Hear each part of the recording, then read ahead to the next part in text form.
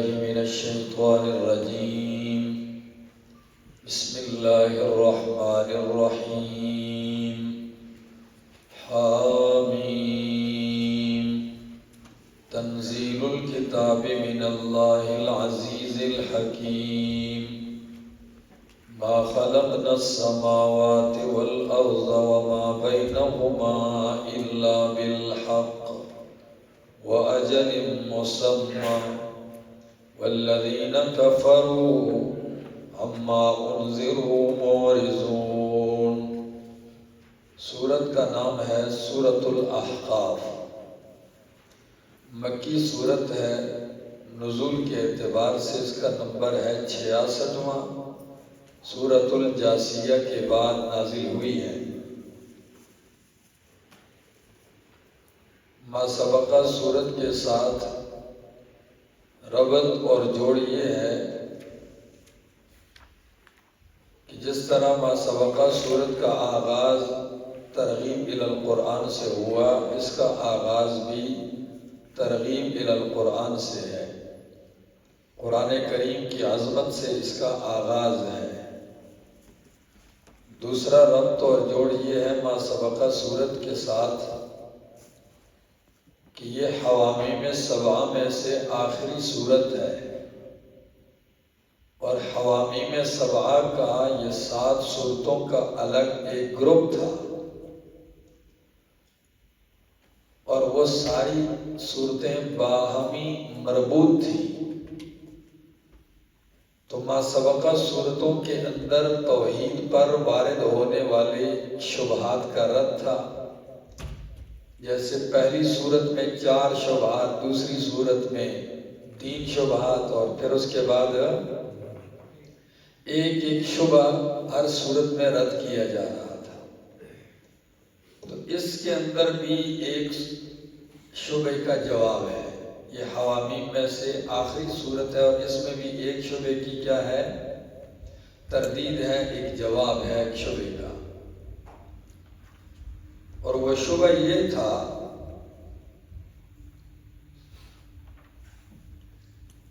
کہ اگر ہم اللہ تعالیٰ ان کو اطلاع بھی نہ دے، جن کو ہم پکارتے ہیں اللہ ان کو اطلاع بھی نہ دے، اور یہ ہماری بات نہ بھی سنے، پھر بھی ان کی پکار خیر و برکت سے تو خالی نہیں ہے. ہم جن معبودوں کو پکارتے ہیں اللہ ان کو اطلاع نہ بھی دے، یہ نہ بھی سن سکے ہماری بات، پھر بھی ان کی پکار خیر اور برکت سے خالی نہیں ہے.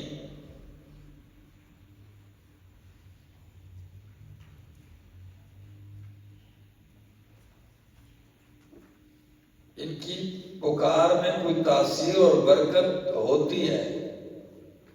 اس شبے کا جواب یہ دیا آیت نمبر 28 کے اندر کہ اگر ان کے شبے میں خیر اور برکت ہوتی اور تاثیر ہوتی تو پھر جس طرح یہ اقوام مہلکہ اور معذبہ پہ ہمارے عذاب آئے تو چاہیے تھا کہ ان کے الہہ، ان کی پکار ان کے کام آ جاتی. یہ پکارنے والوں کی پکار ان کے کسی نہ کسی درجے میں کیا ہوتی؟ کام آ ہی جاتی. کوئی نہ کوئی خیر و برکت تو ہوتی نا.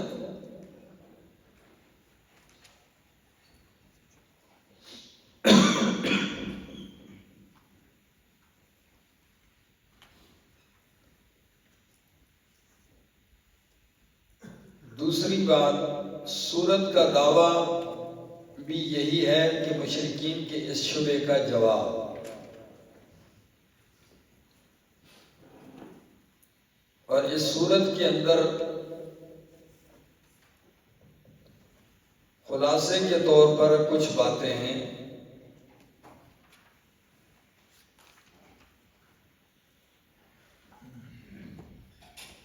کہ سب سے پہلے ترغیب الی القرآن ہے، پھر دلیل عقلی کا ذکر ہوگا. نمبر 3، مشرکین سے مطالبہ ہوگا کہ ان تین ادلہ میں سے کوئی ایک دلیل لے آؤ، عقلی، نقلی، وحی۔ نمبر 4 شرک فی الدعا،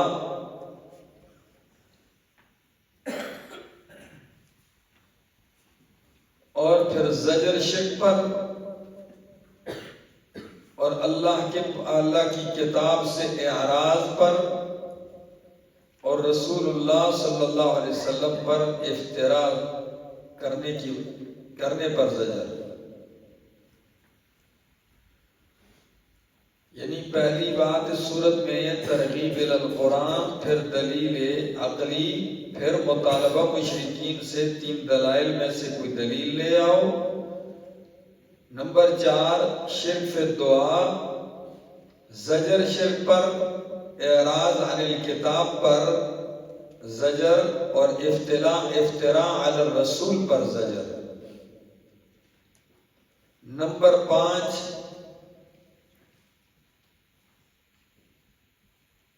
اور نمبر 6 اثبات الرسالہ۔ نمبر 7 نقلی دلیل توحید پر۔ نمبر 8 ترغیب الی الاعمال الصالحہ، بشارت اور استقامت کی طرف ترغیب۔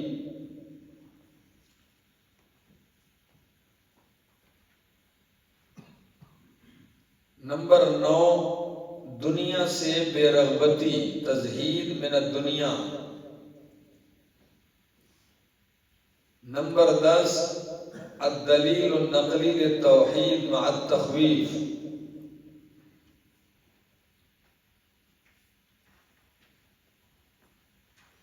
اور تخویف سے مراد تخویف دنیاوی ہے، بے ہلاک المشرکین۔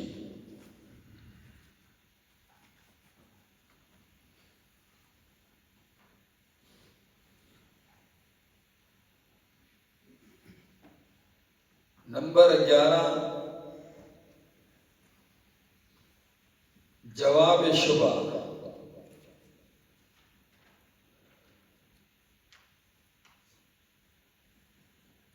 نمبر 12 ترغیب الی القرآن، جس طرح کہ اول سورت میں تھا، اور پھر نبی اکرم صلی اللہ علیہ وسلم کو تسلی۔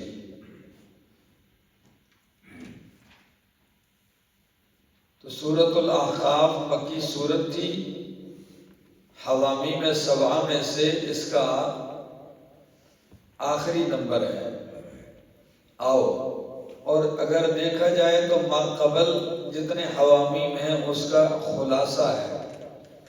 حامیم تنزیل الکتاب من اللہ العزیز الحکیم، اتارا جانا یا اتاری گئی ہے یہ کتاب من اللہ العزیز الحکیم، اللہ کی طرف سے جو زبردست ہے، حکیم حکمتوں والا ہے۔ ما خلقنا السماوات والارض وما بینہما الا بالحق، نہیں پیدا کیا ہے ہم نے آسمان و زمین کو اور جو کچھ ان دونوں کے درمیان ہے، الا بالحق مگر حق کے ساتھ، وَأَجَلٍ مُّسَمًّى اور ایک وقت مقرر تک کے لیے، وَالَّذِينَ كَفَرُوا اور وہ لوگ جنہوں نے کفر کیا ہے، عَمَّا أُنذِرُوا مُعْرِضُونَ اس چیز سے جس سے ان کو ڈرایا گیا ہے، معرضون اعراض کرنے والے ہیں۔ فرمایا وَالَّذِينَ كَفَرُوا اور وہ لوگ جنہوں نے کفر کیا، عَمَّا أُنذِرُوا مُعْرِضُونَ جس چیز سے ان کو ڈرایا گیا ہے، معرضون اسی سے اعراض کرنے والے ہیں، منہ موڑنے والے ہیں۔ قل کہہ دیجئے ارائیتم ما تدعون من دون اللہ، بتلاؤ مجھے، ما تدعون من دون اللہ وہ جن کو تم پکارتے ہو اللہ کے سوا، ارونی بتلاؤ مجھے، ماذا خلقوا من الارض کیا پیدا کیا ہے انہوں نے زمین سے، زمین کا کوئی ٹکڑا انہوں نے پیدا کیا ہے تو وہ ٹکڑا اور خطہ ہمیں بتاؤ، دکھاؤ۔ ماذا خلقوا من الارض ام لهم شرک فی السماوات کیا ہے ان کے لیے حصہ آسمانوں میں، اگر آسمان میں کوئی حصہ ان کا ہے تو وہ بتا دو. ایتونی بکتاب من قبل ھذا، لے آؤ کوئی کتاب، لے آؤ کوئی کتاب من قبل ھذا، اس سے پہلے یعنی قرآن سے پہلے کوئی کتاب لے آؤ جس میں یہ لکھاؤ کہ انہوں نے زمین کا یہ حصہ پیدا کیا ہے یا آسمان کے اس حصے میں ان کی شراکت ہے. او اثارت من علم، یا لے آؤ کوئی علم کی بات جو نقل ہوتی آ رہی ہو. اثارت، اثر کس کو کہتے ہیں؟ علمی بات جو منقول ہوتی ہے، ٹھیک ہے نا، ٹھیک ہے. بعض فرماتے ہیں اس سے مراد محض علمی بات ایک، یا بعض مفسرین فرماتے ہیں پھر اس وقت یہ دلیل عقلی بن جائے گی اگر یہ محض علمی کوئی بات ہو، ٹھیک ہے نا. اور اگر اس سے مراد ہو تو پھر اس سے مراد انبیاء کی تعلیمات میں سے کوئی بات جو منقول ہوتی چلی آ رہی ہو، کوئی روایت پیغمبر کے احکامات اور تعلیمات میں آپ کے پاس ہو کہ یہ معبودان باطلہ اللہ کے ساتھ زمین کے اندر کسی خطے میں شریک ہیں یا آسمانوں میں ان کا کوئی ٹکڑا ہے تو وہ لے آؤ. ان کنتم صادقین، اگر تم سچے ہو. وَمَنْ أَضَلُّ مِمَّنْ يَدْعُو مِنْ دُونِ اللَّهِ مَنْ لَا يَسْتَجِيبُ لَهُ إِلَىٰ يَوْمِ الْقِيَامَةِ، کون بڑا ظالم ہے، اضل کون بڑا گمراہ ہے اس شخص سے، یدعو جو پکارتا ہے من دون اللہ اللہ کے سوا، من لا یستجیب لہ اس کو کہ لا یستجیب لہ وہ قبول نہیں کر سکتا اس کی پکار کو، الی یوم القیامہ قیامت تک، وہم عن دعائہم غافلون اور وہ ان کی پکار سے کیا ہیں؟ غافل ہیں. سورۃ یونس آیت نمبر 29 میں بالکل یہی انداز اپنایا کہ ان کننا عن عبادتکم لغافلین، کہ بے شک ہم تمہاری عبادت سے کیا رہے. یہ جن کو دنیا میں پکارتے رہے وہ کہیں گے تم نے ہمیں نہیں پکارا. اللہ گواہ ہے کہ تم نے نہیں پکارا. کیوں؟ پکارا تو ہے. تو وجہ کیا بتلائیں گے؟ اس لیے کہ ان کننا عن عبادتکم غافلین، ہم تمہاری عبادت پکار سے غافل تھے. ہمیں کیا پتا قبر پہ آ کے کون رو رہا ہے اور کیا مانگ رہا ہے. فرمایا کون بڑا گمراہ ہے اس شخص سے جو پکارتا ہے من دون اللہ اللہ کے سوا. یہ من دون اللہ سے ہوتی ہے جی، من دون اللہ اللہ کے سوا جن کو پکارتے ہیں. سمجھ آ گئی؟ سب مراد ہے، کچھ تخصیص نہیں ہے. وَمَنْ أَضَلُّ مِمَّنْ يَدْعُو مِن دُونِ اللَّهِ مَنْ، پھر لفظ من کر انداز اعتبار کرو تو یہ بھی دلیل ہے کہ ذوی العقول کو پکارتے تھے، محض جمادات کی بھی بات نہیں ہے. لا يستجیب له الى یوم القیامہ ہم ضمیر پھر ذوی العقول کی لائی، ٹھیک ہے نا. عن دعائہم غافلون، پھر وہ اور ان کے ساتھ پھر جمع لائے، ٹھیک ہے نا، ذوی العقول کی. تو مانا کرو کون بڑا گمراہ ہے اس شخص سے جو پکارتا ہے اللہ کے سوا. من اس کو لا یستجیب لہ الی یوم القیامہ جو نہیں جواب دے سکتا، نہیں قبول کر سکتا اس کی پکار کو قیامت کے دن تک. وہم عن دعائہم غافلون اور وہ ان کی دعا اور پکار سے غافل ہیں. وَإِذَا حُشِرَ النَّاسُ كَانُوا لَهُمْ أَعْدَاءَ، چلو دنیا میں غافل ہی سی، نہیں سنتے یار جی. قیامت والے دن اٹھ کے ہمیں دیکھ تو لیں گے نا بھائی، وہی اپنا ہی دوست ہے، اپنا ہی یار ہے، ٹھیک ہے نا. کچھ نہ کچھ تو خیال آئیں گے. چلو دنیا میں نہیں سنا تو اللہ فرماتے ہیں وَإِذَا حُشِرَ النَّاسُ جب اکٹھے کیے جائیں گے لوگ تو كَانُوا لَهُمْ أَعْدَاءً وہ معبودین ان عابدین کے لیے کیا ہو جائیں گے؟ دشمن ہو جائیں گے. کام کرنا تو چھوڑو سفارش، وہ ان کے دشمن ہو جائیں گے. اور دوسری بات وَكَانُوا بِعِبَادَتِهِمْ كَافِرِينَ، اور وہ ان کی عبادت کا کیا کرنے لگیں گے؟ انکار کریں گے، ٹھیک ہے نا؟ اور انکار کیوں کریں گے؟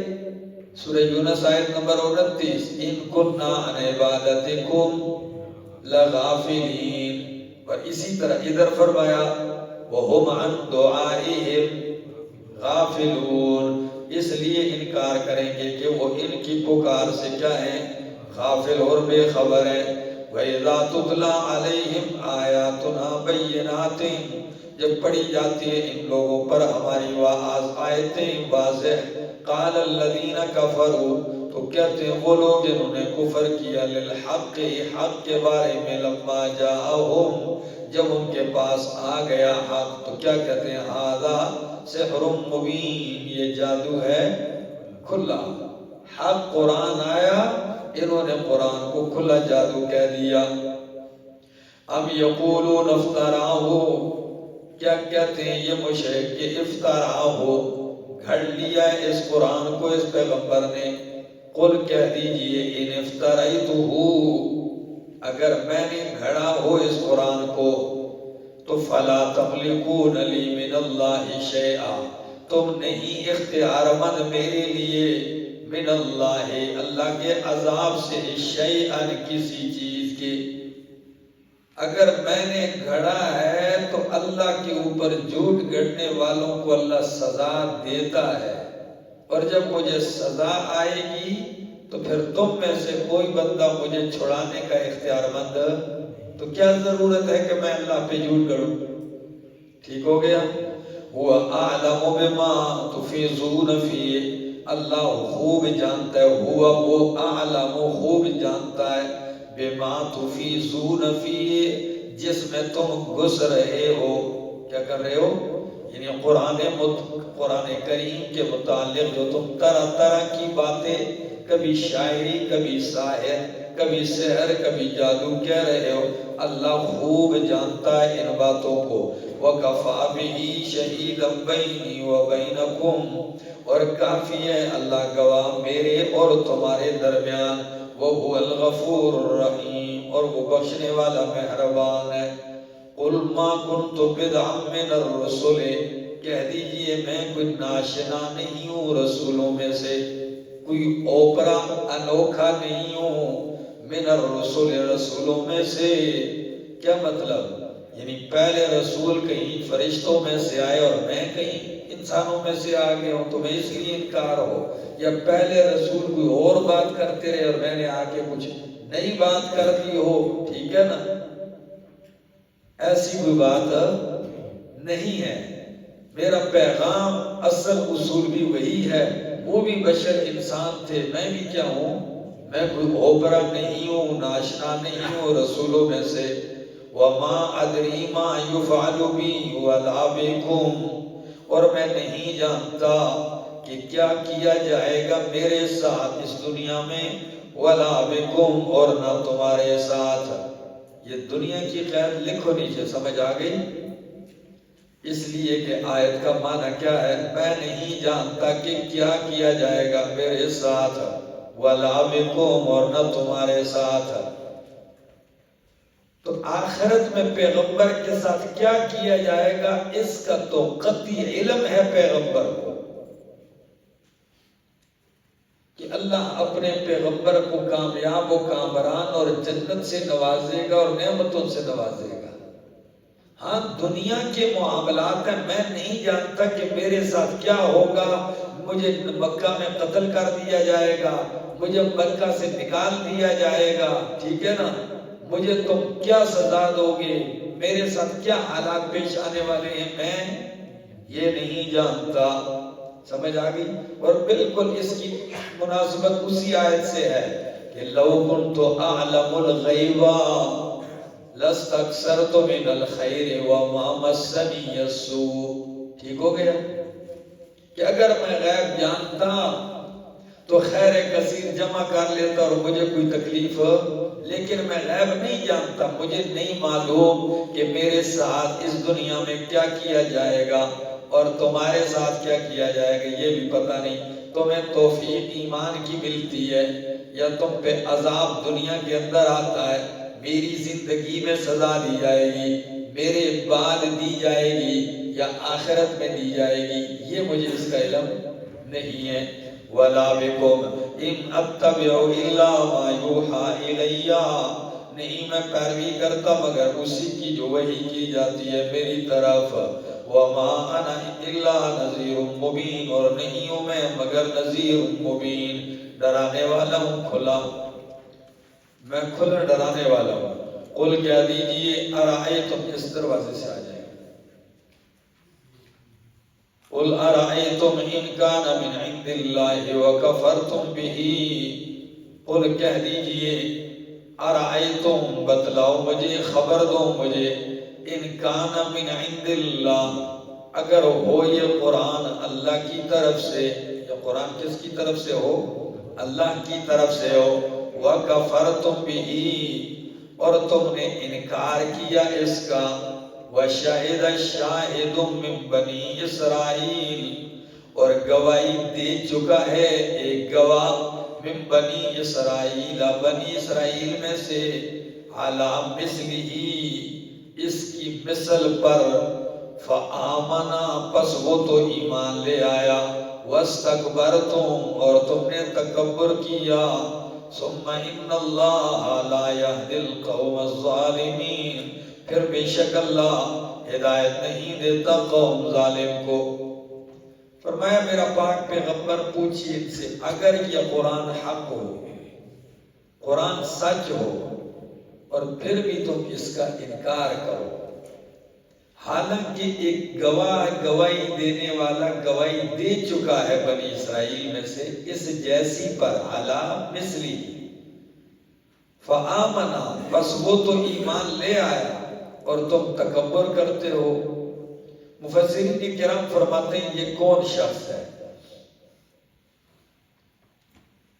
مفسرین کا ایک طبقہ کہتا ہے کہ اس سے مراد کوئی متعین شخص نہیں ہے، کوئی بنی اسرائیلی گواہ، یا ہر وہ چند لوگ مراد ہیں کہ جو بنی اسرائیل میں سے ایمان لائے اور انہوں نے قرآن کریم کی کیا کی ہے؟ تصدیق دی ہے، کی ہے اور گواہی دی ہے، اپنی کتاب پر بھی دی، اور جب قرآن آیا تو اپنی کتاب کی پیشن گوئی کے مطابق قرآن کی بھی گواہی دی۔ یہ ایک انداز ہے۔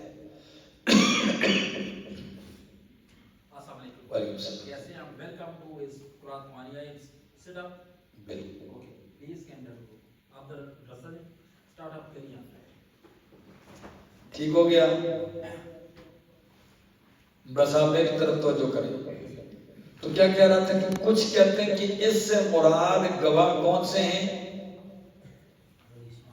بنی اسرائیل میں سے کوئی گواہ کیا ہے؟ گواہی دے چکا ہے، ٹھیک ہے، لا علی التعیین۔ دوسرا طبقہ مفسرین کرام کا کہتا ہے کہ اس سے مراد ایک طبقہ کہ حضرت موسیٰ کلیم اللہ علیہ السلام ہے،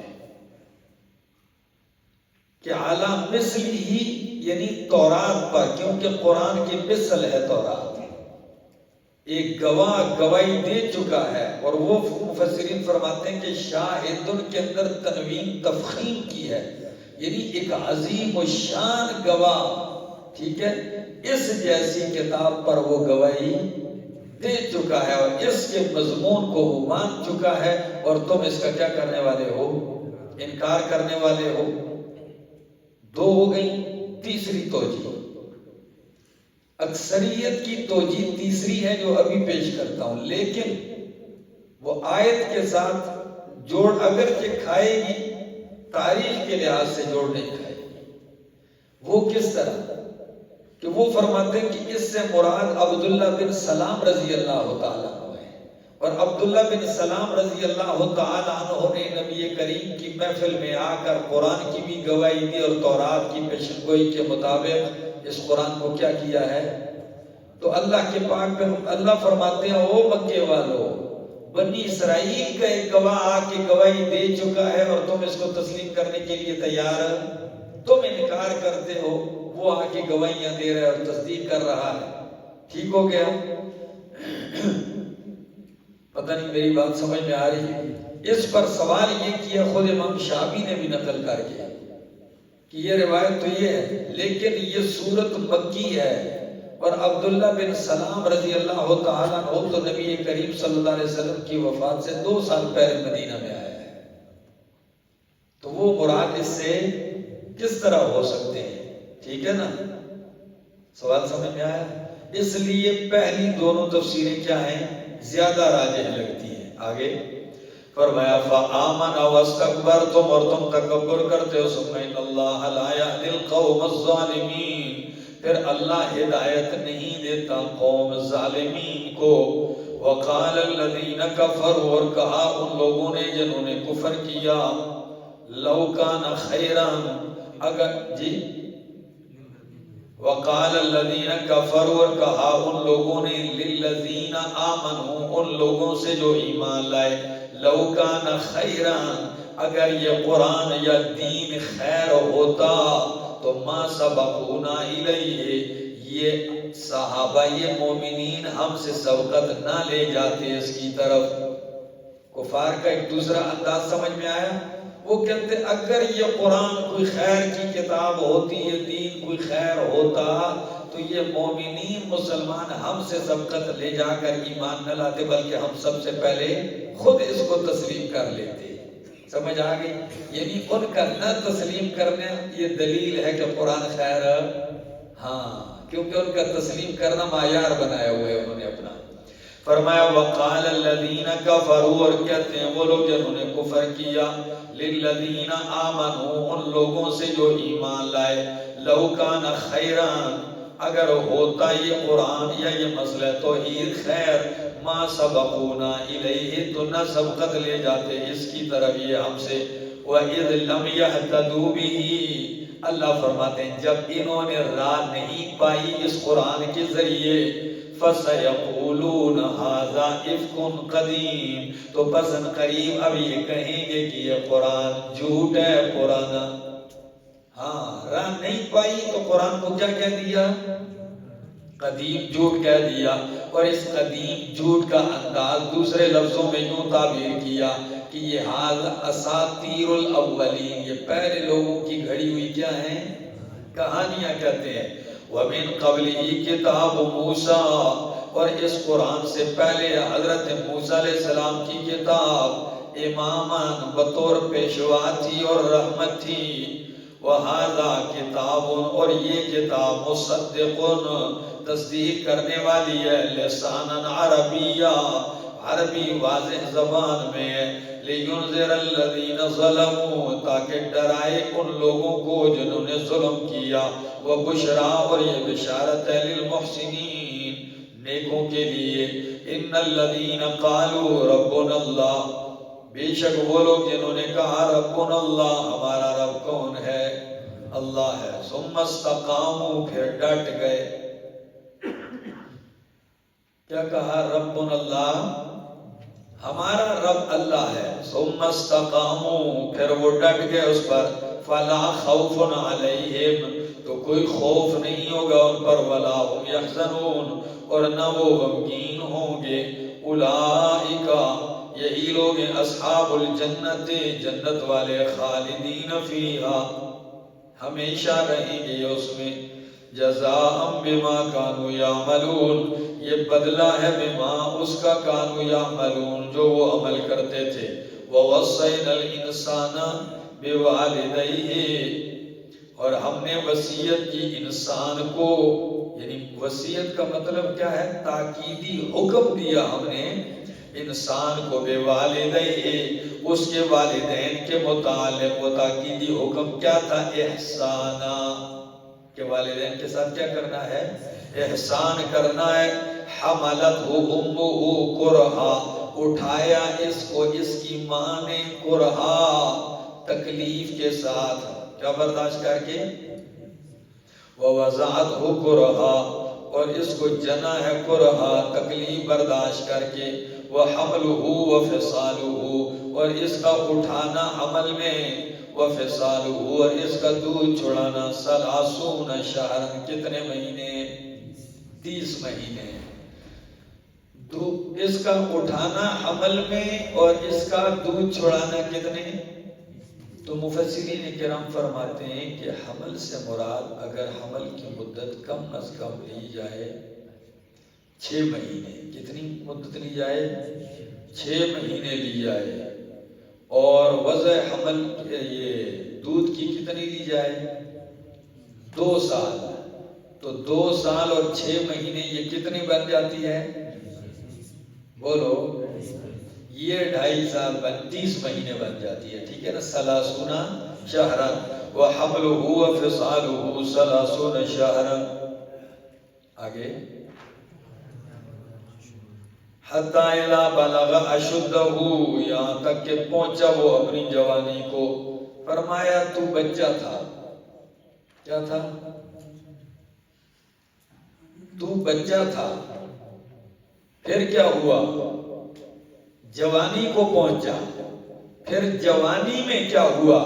جوانی میں جب 40 سال کو پہنچا، قالا تو کہنے لگا رب اوزعنی ان اشکر نعمتک التی انعمت علی، اے میرے رب مجھے توفیق دے کہ میں تیرا شکر ادا کروں تیری نعمتوں کا، انعمت علی جو تو نے مجھ پر کیے، والا والدیہ اور ان نعمتوں کا جو تو نے میرے والدین پر کیے، وَأَنْ أَعْمَلَ صَالِحًا اور یہ کہ میں عمل کروں نیک ترضا ہو، جس کو تو کیا کرے؟ پسند کرے۔